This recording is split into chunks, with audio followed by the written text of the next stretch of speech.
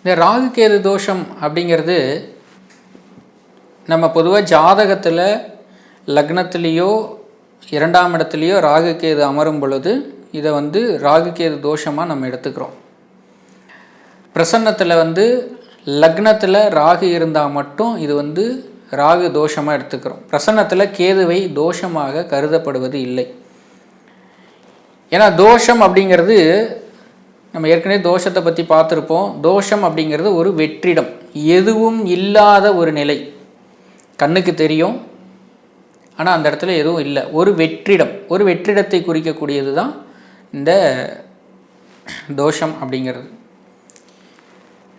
அப்போது இந்த ராகு தோஷம் என்ன மாதிரியான பிரச்சனைகளை ஏற்படுத்தும்னா, அதிகமான எதிர்பார்ப்புகளை உருவாக்கும். எதிர்பார்ப்புகளை உருவாக்கி தோல்வியை சந்திக்க வைக்கும். அதே மாதிரி இது தொழில் ரீதியாக இல்லை, எல்லா ரீதியாகவும், ஏன் ஒரு அன்பை எதிர்பார்த்து நம்ம கொடுக்கும் பொழுது கூட அந்த இடத்துல ஒரு ஏமாற்றம் கிடைக்குது அப்படின்னாலும் அதுக்கு காரணம் இந்த ராகு தோஷம்தான். நமக்கு எந்த விஷயங்கள் எல்லாம் கிடைக்கலையோ, நம்ம ஆசைப்பட்டு எந்த விஷயங்கள்லாம் கிடைக்கலையோ, இதுக்கு காரணகர்த்தா யாருன்னா இவர்கள் தான். அந்த இடத்துல ஒரு வெற்றிடம் உருவாகும். நம்ம எப்பெல்லாம் ஆசைப்படுறோமோ அப்போ தான் இந்த தோஷமே அதிகமாக வேலை செய்யும். எதுவும் மற்ற நிலையில் இருக்கும் பொழுது, எந்த எண்ணமும் இல்லை, எனக்கு ஆசை இல்லை அப்படின்ற பட்சத்தில் இந்த தோஷம் எந்த பிரச்சனைகளையும் ஏற்படுத்தாது.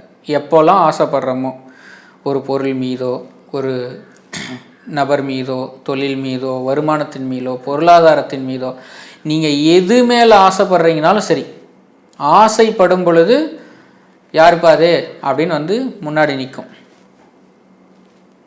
ஆசை அப்படிங்கிற வார்த்தைக்கு பக்கத்தில் ராகு அப்படின்னு எழுதி வச்சுக்கோங்க. இதுதான் உண்மை. ஆசை அப்படின்ற வார்த்தைக்கு பக்கத்தில் ராகு அப்படின்ற ஒரு வார்த்தையை எழுதி வச்சுக்கோங்க. அப்போல்லாம் அவர் வேலை செய்வார்.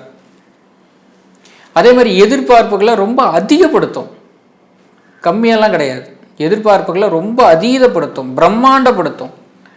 ஒரு சின்ன விஷயத்தை கூட ரொம்ப மிக பிரம்மாண்டமாக யோசிக்க வைக்கும். ஒரு 10 பேர் செய்யக்கூடிய ஒரு கம்பெனியில் என்கிட்ட ஒரு 1000 பேர் வேலை செய்யணுன்ற ஒரு பிரம்மாண்டத்தை உடனடியாக ஏற்படுத்தணும்.